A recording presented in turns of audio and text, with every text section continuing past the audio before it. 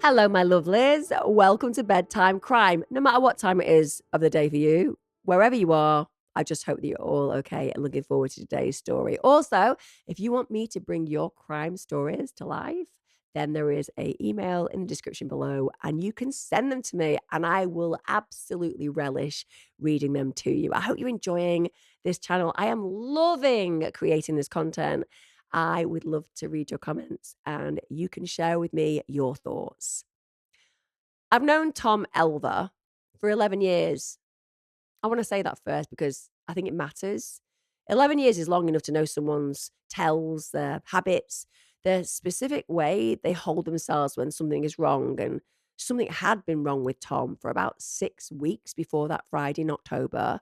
And I had been watching it and not asking because Tom was the kind of person who came to things in his own time and asking too early just made him close. We had lunch together every other Friday. This had been our arrangement for 3 years. Since we'd both left the firm, we'd worked it together and gone independent. We were not in competition. He did commercial litigation, I did family law. So the lunches were easy in the way that lunches with former colleagues can be when the competitiveness has gone out of them. We ate at the same place every time, an Italian on the high street that had a terrible decor and very good pasta, and a corner table that was always free on Fridays at 1 o'clock because the owner held it for us, which was the kind of small loyalty that made you feel the city was smaller than it was. Tom was late, 11 minutes, which was unusual. Tom was precise about time in a way of someone who had spent years billing in 6-minute increments and had never fully stopped. He arrived with his coat still on and sat down and looked at the menu, which he'd not looked at in 3 years because we always ordered the same things. I asked him how he was. He said, fine. He said it to the menu. I waited. The food came. He ate half of his and pushed the plate aside and said, I need to tell you something. What he told me was this. He'd been approached 6 weeks earlier by a man named David Calder. David Calder was a property developer with a history Tom had been researching for a client, a company that had been defrauded by one of Calder's subsidiary operations, a long and complicated case that Tom had been working on for 8 months. Calder had approached Tom not through legal channels, but directly. He had taken Tom for a drink and he had been charming, and he had suggested, with enough indirection, that it was technically deniable that Tom might find it professionally beneficial to let certain elements of the case resolve without the full evidentiary disclosure Tom had been building toward. In short, Tom said he'd been asked to throw the case. I asked him what he'd said. He said he had said he would think about it. I put my fork down. Tom looked at the table. He said, I know how that sounds. I said it because I needed time and I didn't know what else to say. He stopped, frightened. He said, I was frightened. I asked him what he'd decided. He said he decided to proceed with the full disclosure. He said he'd been going to tell Calder this week, but he had not actually been able to reach him. He said Calder had stopped answering his calls. I told Tom, you need to report this. The approach, the conversation, all of it. He needed to put it on the record. He said he knew. He paid for lunch. He left with his coat still on, buttoned wrong, one button all the way down, which was not the kind of thing Tom would normally do, and which I noticed but didn't mention. I didn't hear from him over the weekend. On Monday morning, I called the office. His assistant told me Tom had not come in. She said he hadn't called. She said she'd been trying to reach him. I called his mobile. Nothing. That was when I started to get frightened. Saturday. I'm telling you this because you asked me to account for the weekend, and the weekend is harder to account for than the Friday. I went about my Saturday routine. I had a client call in the morning, got groceries in the afternoon. I thought about Tom and the conversation over lunch, and I told myself I was overthinking it. Tom would talk to Calder, and Calder would back down because they always back down when you stood firm, and Tom was good at standing firm. It was one of the things he was actually best at. In the evening, I had dinner with my husband, and I didn't mention Tom because the situation was Tom's to manage, and I'd learned over 11 years not to carry his problems for him. I went to bed at 10:30. At 11:47, my phone rang. It was Tom's number. I answered immediately. There was no one there, or not no one. There was the sound, background sound, the specific quality of an outdoor space at night, a low wind, something that might have been traffic at a distance. I said Tom's name twice. "Tom, Tom." Nothing. I stayed on the line for 40 seconds and then the call ended. I called back immediately. No answer. I called twice more over the next 10 minutes. Nothing. I told myself, "Look, the call was accidental." I told myself he'd just sat on his phone or had rung from his pocket. I told myself this for a long time, lying in the dark next to my sleeping husband. And at some point, I believed it enough to sleep. And in the morning, I looked at the call in my phone log and it had lasted 43 seconds. And I thought about the wind in the background and I thought about Tom's coat buttoned wrong. And I thought about Calder not answering his calls. I didn't call the police on Sunday. I have asked myself many times since whether I think I should have, but I didn't. And I can't go back and I have to live with that. Sunday, nothing. I called 3 times. I texted twice. I went to his flat in the afternoon, a decision I made in my car outside my house, and I drove there before I could talk myself out of it. He lived just 15 minutes away. I'd been to his flat perhaps 5 times in 11 years. It was a second floor flat in a Victorian conversion, a street with trees, the kind of quiet residential street that looks the same on a Sunday afternoon as it does every other day of the week. I rang the building bell for the ground floor flats, and a woman answered the intercom. She was irritated, and I said, I was trying to reach Tom Elver in the flat upstairs. She said she hadn't seen him. I asked when she had last seen him. She said Friday. She thought he was leaving in that morning. Friday morning. I stood on the steps and I thought about Friday morning and Friday lunchtime and the 43-second phone call on Saturday night. I went home. I sat at the kitchen table for a long time. My husband asked me what was wrong, and I said, I was worried about a friend. And he said I was probably overthinking it. And I said, yeah, probably. On Monday morning, I called Tom's office and Tom hadn't come in, and his assistant had been trying to reach him. And I called the police and I told them everything. Everything except the 43-second call. I don't know why I left that out. I've thought about it since and I don't have a clean answer. I think I was afraid of what it might mean, if it meant something. I think I was protecting something, though I couldn't tell you what. I told them eventually, 3 days later, when they asked me again to go through the weekend carefully. I told them about the call. The detective, she was a woman, she was patient with the quality of paying complete attention. She wrote it down without any expression and said, "Thank you for telling me." And I felt the weight of the 3 days I had held it. Tom was found on Tuesday. I won't go into where or how because that's not mine to tell, and because some details, once you have them, well, they don't leave you, and I'd rather not put them in you. What I will tell you is what the detective told me. She watched my face, and I understand why she was watching it. And I understood that the 43-second call was gonna be something they looked at, and I understood that I was someone they were going to be looking at, and I thought about 11 years, and a corner table, and a coat buttoned wrong all the way down. I thought, I should have called on Sunday. Version 2, according to Daniel. Friday. I have to tell you about my brother. Tom was 3 years older than me, and we were close in the way that brothers are close when they are different enough from each other that there is no competition between them. He was methodical, I'm impulsive, curious, and he's cautious. I am not the kind of person who thinks a thing through before acting on it. People trusted him immediately, and they were right to. He was, without any qualification, the most honest person I've known. On Friday evening, he called me. This wasn't unusual. We spoke most Fridays. We have done since our mother died 4 years ago. It's a habit that we started just checking in with each other, but it had become more sustaining and something that we committed to after that.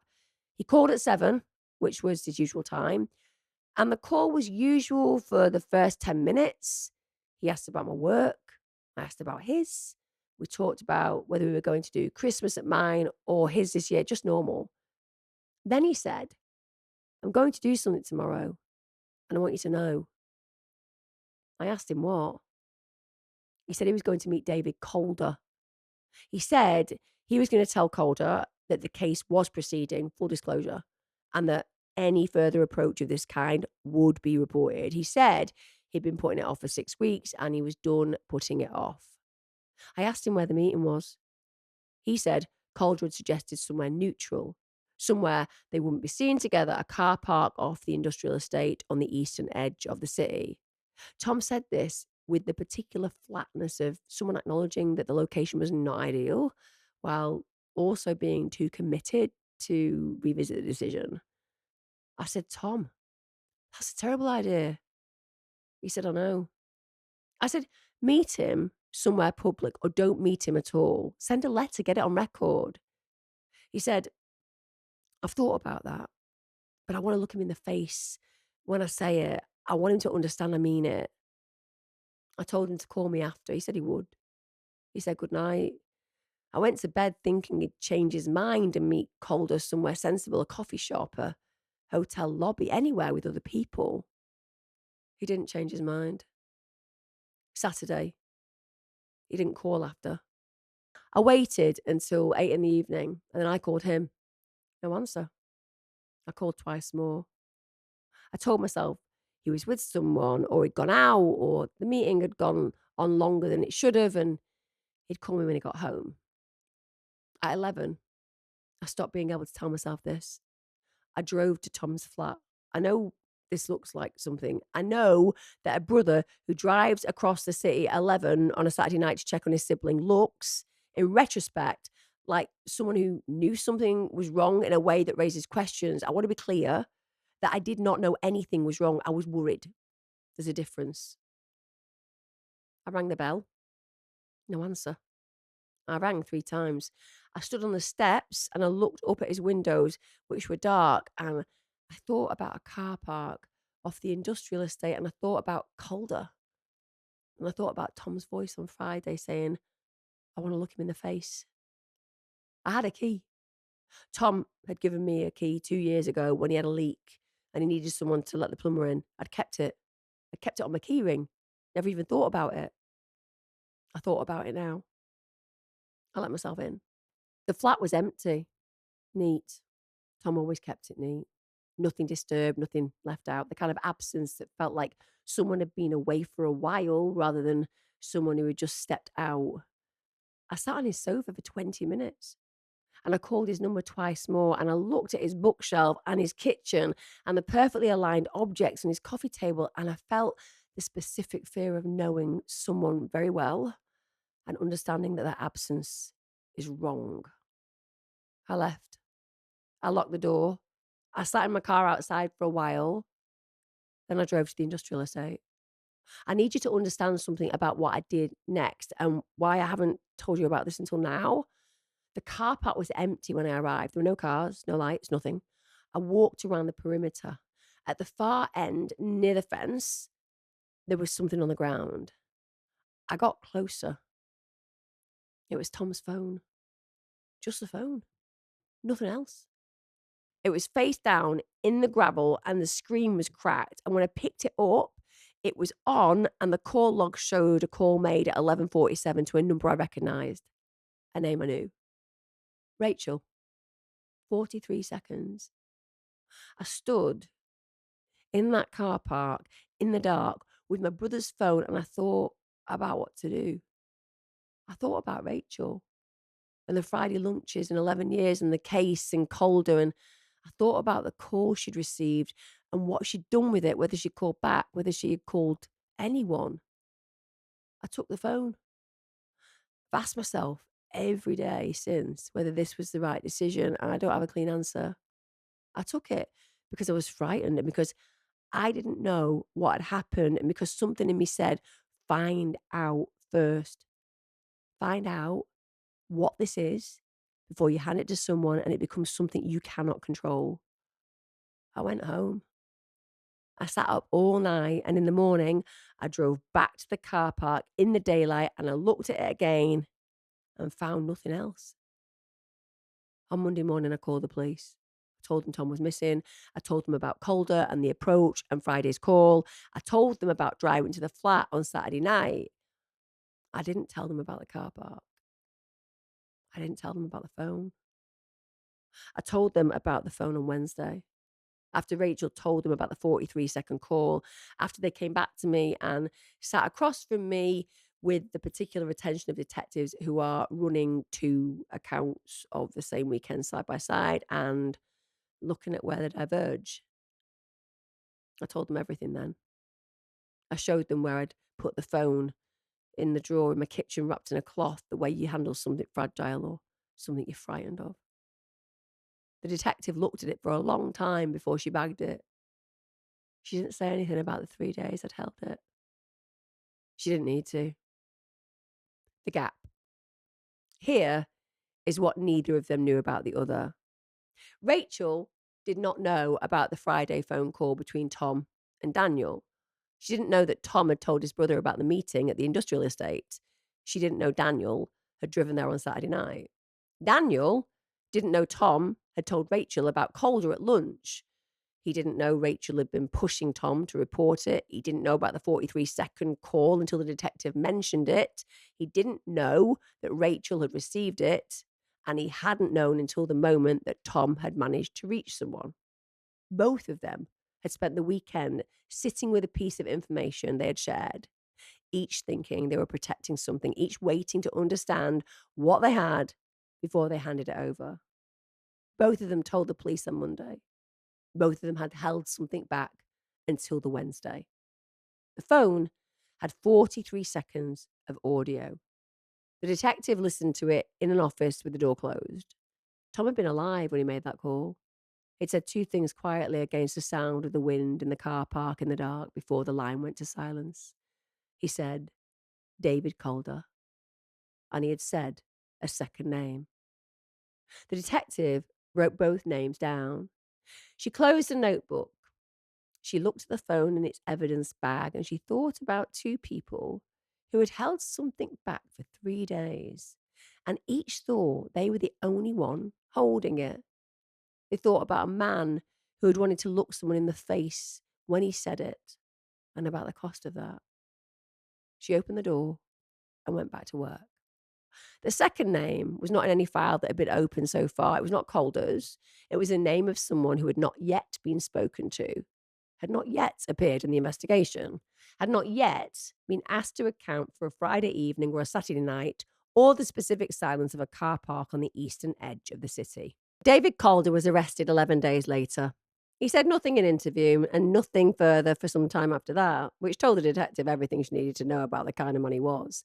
The kind who believed silence was a strategy rather than an admission, who had spent long enough in rooms with lawyers that he had confused their composure for his own. The second name took longer. It belonged to a man named Gary Sefton. He was Calder's operations director, the person who'd been in the car park that Saturday night, not to speak to Tom himself, but to make sure the conversation went the way Calder needed it to go. He was not the kind of man who appeared on company websites or in press releases. He was the kind of man who existed in the gap between what a person like Calder wanted done and what a person like Calder could afford to be connected to.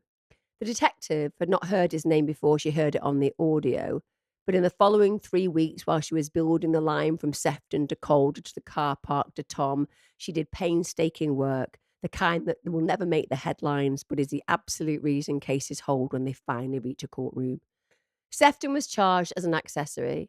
He accepted a plea arrangement and gave evidence against Calder, which was the practical decision of a man who understood that loyalty to someone like Calder was a one-way arrangement and that the time to understand this was before sentencing rather than after.